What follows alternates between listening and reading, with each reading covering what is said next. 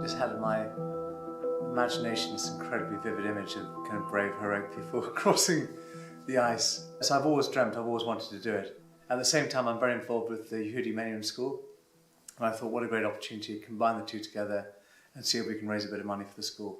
Stuart turned up one day at an appeal committee meeting and announced to us all that he was going to trek to the South Pole and raise funds for the school himself. We are currently holding this appeal to raise £6 million in total. Half of that is going towards the building of new music studios for the school.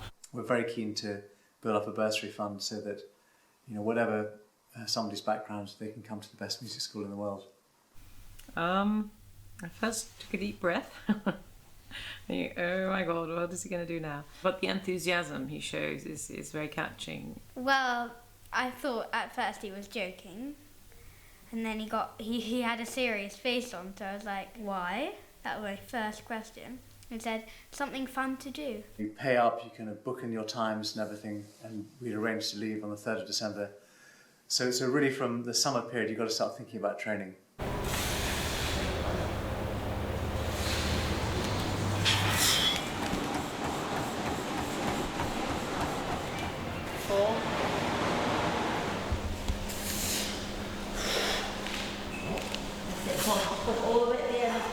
I've got him to get a tyre, so all the endurance work, pulling tyres along for hours and hours and hours through forests and wherever he goes in the mountains in Scotland, he can do that himself. It's been quite funny watching him pull a tyre on Sky. I'm his coach. I know it sounds a bit weird, but I am. I've been making him do sprints, making him pull me. I say something and then Calla decides and she says yes or no. So I say like, Calla, should Daddy have like a 2-minute break or a 1-minute break?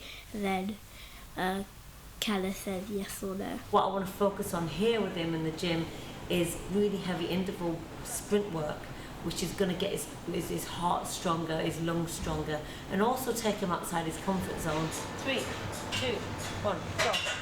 Go all the way down, come on, all the way down straight. When he first started with me, he could hardly even do a press up or a chin up. I mean, I've got a book showing how much stronger that he has got. Big long stride. Come on, big five. 3, 2, 1. There you go.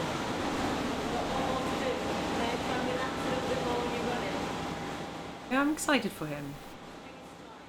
Yeah, I'd be honest, I'm a bit nervous. I'll be quite sad because, you know, there's always nice to have a little man around, you know, laughing and joking because he's got the best jokes and stuff, and it's quite hard for my mum. Up till now, when he's done climbed mountains, it was just half a day that I wasn't in touch with him. So 3 weeks will be quite hard. He's quite strong and yeah, he's quite brave. So I know he won't give up. If Stuart doesn't do it, then I won't train him anymore because I'll be so upset with him because I know fine well that he will do it. I get the impression that whatever Stuart puts his mind to, he achieves, and I'm looking forward very much to watching his progress to the pole and back again.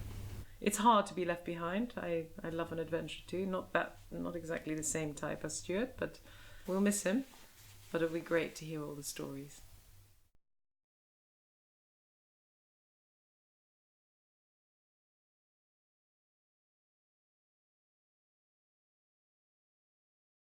Down to Punta Arenas right in the south coast of Chile, and we all got packed into an old Russian Aleutian. They were used for carrying tanks in the Afghan war, so it was really, really, really basic, and with a few kind of chairs thrown inside it. And that was it. Then we flew out onto Antarctica and landed at Union Glacier.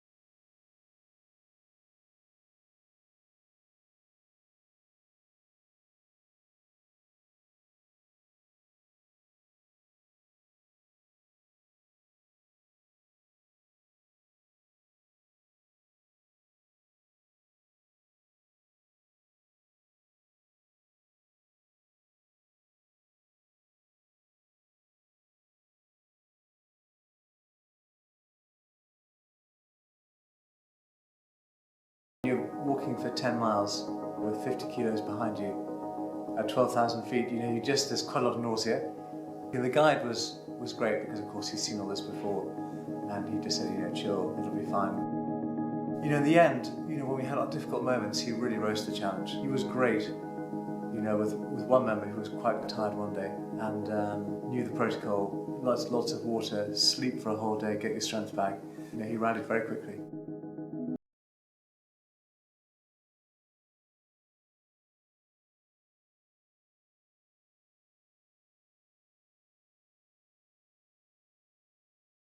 White wasteland, and because you're doing the same thing hour after hour after hour, you get into kind of a trance. Everything slows down within you and you're able to concentrate to levels which you will probably never be able to concentrate to again. So every day I had a topic I would think about, and I'd have 8 hours concentrated in a very slow, very methodical way, thinking about how I could improve.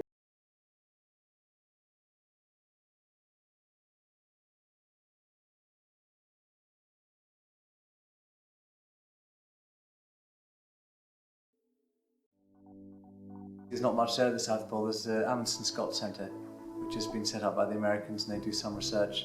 And you can see that from about 12 miles away, you can see the slight speck, and then from kind of 10 miles away, it gets 6, 7 miles away, you can see it reasonably clearly.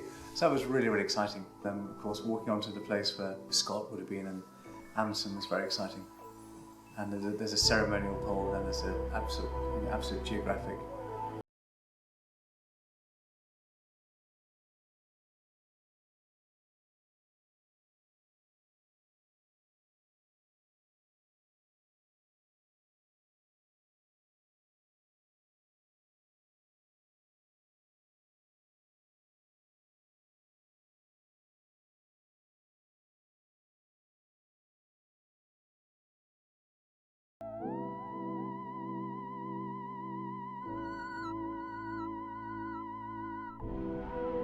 We arrived on the 17th, which was just perfect on schedule. We were basically told there was a terrible storm coming into the South Pole, so we had to get out, otherwise we would have been stuck until Christmas, January probably. Got to Union Glacier, and then we got a flight the next day straight out back to